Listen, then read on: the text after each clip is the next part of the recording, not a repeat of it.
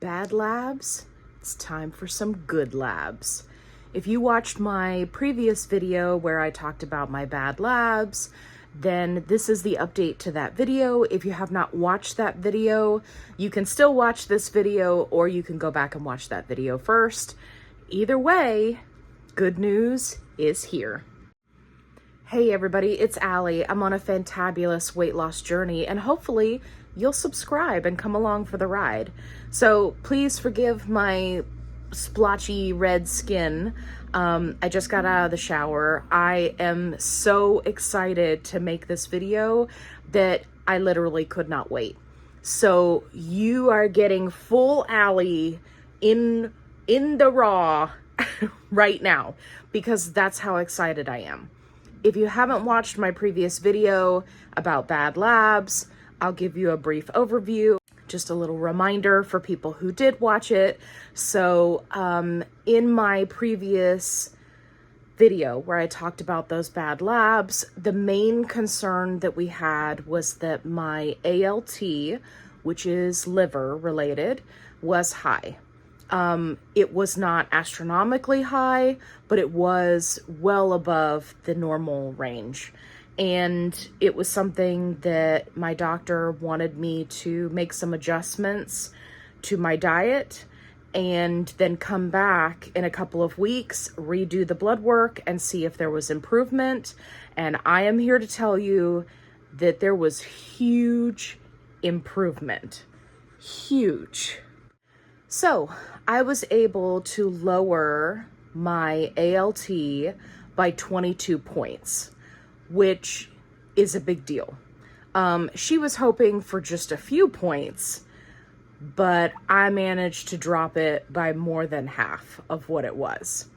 And I attribute that to a couple of different factors, and I want to go over them with you because I said in my original video that I wasn't going to be documenting what I was doing, that I wanted to actually put in the work, see the results to see that it was effective, and then talk to you guys about it, because I am not a medical professional. If you have a high ALT, please talk to your doctor, but this is my experience and what I did to help reverse that high ALT. First, I want to reiterate some of the information that I've mentioned in previous videos about having a high ALT while on a GLP-1 medication, losing a lot of weight. So currently, officially, I have lost 78 pounds. I know that I've lost more than that with this week, but it's not weigh-in day yet, so I'm not counting that yet. So we're just going to say 78 pounds for now. And that's a lot of weight. That's huge. And when you have significant weight loss like that, there is always the possibility that your blood work will look a little bit abnormal if you do regular blood work while you're on that weight loss journey. And one of the things that can happen is you can end up with a high ALT, which has to do with your liver. Now, a lot of the research that I had read said that this was normal, that it would come down on its own after many months, and that it was just a normal process of your body kind of releasing that fat, and then your organs, processing it and getting it through your system and getting it out of your body. And many people have posted in the support groups about how they had high ALT and then 6 months later they didn't, and they didn't make any changes. So I just wanted to share that information with you, just in case it's something that your doctor has brought up. And those people that I'm mentioning had significantly higher ALT than I did. Mine was just over the normal range at 42. It is now at 20. And I want to talk to you about everything that I did. So I made some changes to my diet, which I think helped. But the main thing that I did because I didn't change the diet a whole lot from what I was doing. And I'm going to explain that in just a minute. But the main thing that I did was I continued to take my medication, and I started eating at maintenance calories instead of eating at a calorie deficit. So I essentially induced a weight loss stall on purpose. Now, what does that mean? If you want to lose weight, you need to be in a caloric deficit, right? We've been told this our whole lives. It's move more, eat less. And the fact of the matter is, like 99% of weight loss is nutrition. And you will reach a certain point where you will have to incorporate exercise if you're not doing it already. But most of weight loss is nutrition. So being in that caloric deficit puts your body in a stress mode so that you lose weight. And what I did was I purposefully ate at a maintenance level of calories so that I would not lose weight for the last few weeks, so that my body could just focus on, healing and recouping from all of the weight that I had previously lost. And this is something that many, many people have had to deal with as far as a weight loss stall that their bodies have done naturally. And essentially, if I had kept going at the rate that I was going, it would be likely that my body would do the same.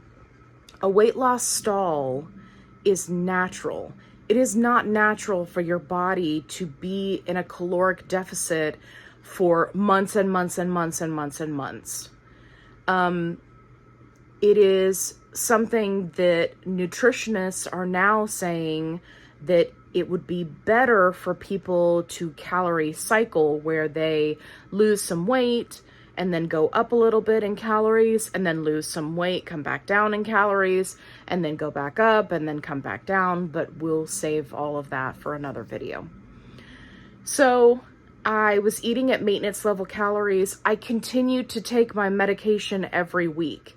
And I think that this is one of the points that was lost on people in my last video about the bad labs. I never stopped taking my medication. I'm not sure where people got that impression. But this is a really great illustration of being on a GLP-1. And if you are not in a caloric deficit, you are not going to lose weight. Because I was eating maintenance calories, and I did lose like half a pound 1 week. That was completely unintentional. I stopped all of my exercise. Just took a break. I said, okay, I'm going to stop with the resistance training. I'm going to stop with the cardio. I'm going to up my calories. I'm going to give my entire body a break.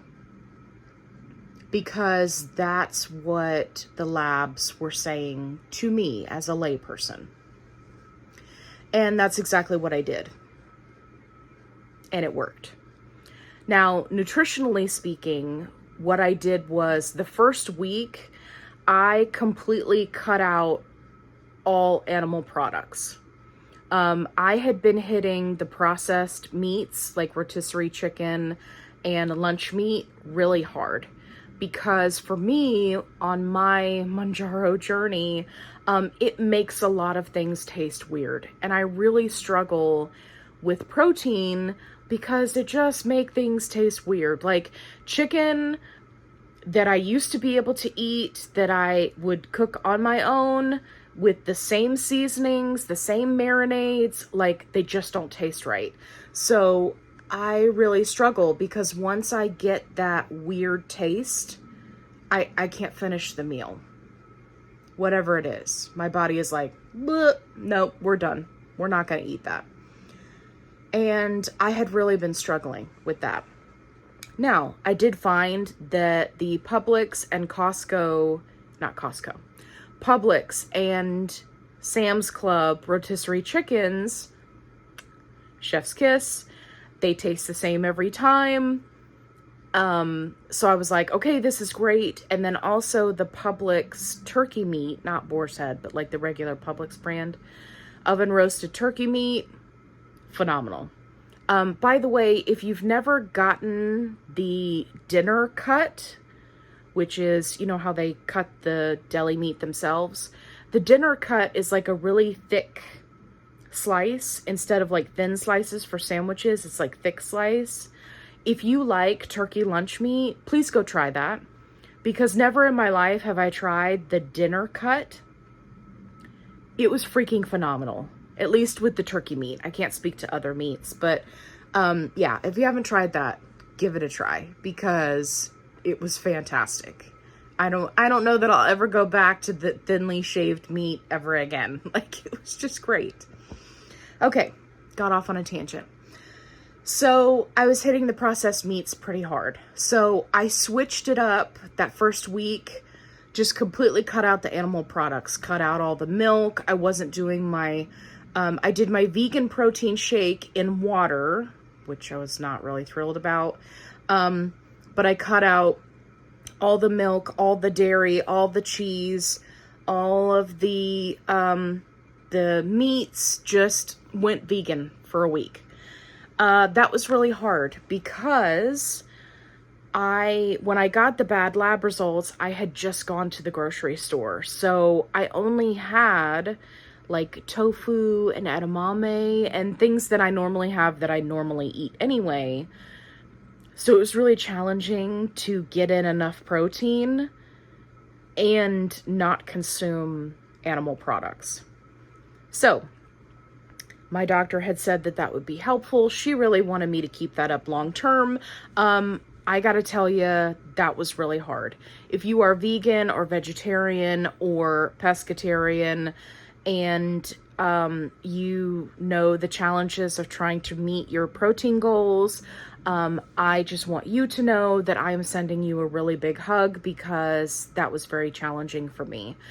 Mostly because I had been steering away from a lot of the more protein-dense vegan options, like beans, legumes, things like that, because when I started this journey, I ate all of those foods, but they didn't set well with the delayed digestion. So I just switched over to doing more greens, more salads, more things like that. And it completely alleviated all of those digestive issues. So I had to incorporate those things back in. That led to a lot of gas, which I wasn't really happy about, but I just used over-the-counter stuff and I was fine. I incorporated it in very slowly over a period of 2 weeks, and now I'm fine. So there's that. By the second week, I was incorporating the lactose-free milk back into my diet, because I was just really struggling with the protein shakes. So I would do half lactose-free milk, half water, and then my protein mix. Again, using the vegan protein mix. Then, by the third week, I was doing more dairy. I was back to my Fairlife shakes, the pre-made shakes, which, you know, I still had. Like, I didn't go out and buy them. I still had them just sitting there, because those had been my go-to. And I decided that if that was really the issue, if the dairy was causing that big of a problem, then I wanted to know that. So I was like, you know what? I've done all this. If it really is the dairy, then it'll show in the lab work. And of course, I've already stated, it came down 20 points. It is well within the normal range now. So it wasn't the dairy, at least in the quantity that I was using it. So I'm very, very happy about that. I think that what happened for me is going vegan that first week really gave my and stopping the exercise and eating more calories really gave my body like a reset. and allowed my body to heal all of my muscles from working out, because I'm doing resistance training and I get sore. So it allowed my body to heal. I stayed hydrated, which I always do. It gave my body the break that it needed in order for it to say, hey, let's get over here and heal this liver. And I think that it was a good idea. Was I happy about purposefully not losing weight for 3 weeks? No. No, that sucked. And I really didn't like that. But it really put it in perspective for me about the importance of a calorie deficit, the importance of what we're eating, and also the importance of a stall, because it did exactly what I needed it to do, which was provide my body an opportunity to heal. And who knows what would have happened if I hadn't done it this way. Maybe the liver enzymes would have gotten worse, or, for many people in the support groups, they're not getting blood work every 3 months because maybe their insurance doesn't require it or their doctor doesn't require it. And so they just go like once a year. And by the time they're finding out that there's an issue, it's bad. And their doctor's like, okay, I'll stop. We're taking you off the medication, right? I didn't want to be in that position. I never want to be in that position. That's why I do blood work every 3 months. Does it cost me a little bit out of pocket? Yes. Does it provide me a lot of peace of mind, and the results show me that I am having improvement internally? Yes. And that is worth every single penny. So I have recommended that to people before. I'm recommending it to you now. Getting blood work every 3 months can really open your eyes to a potential issue so that you can address it before it gets out of control. My ALT level, while it was over normal, was still relatively low. I've seen some people that they go in for their blood work, for their once a year blood work, and their ALT level is like 600, 700, 800, 900. Mine was at 42, and my doctor was concerned. You see what I'm saying?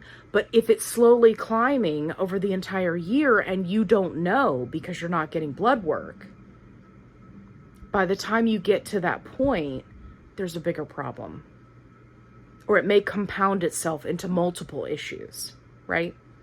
So, if there is one thing to take away from this, it is that having a weight loss stall is not only important, but it helps your body.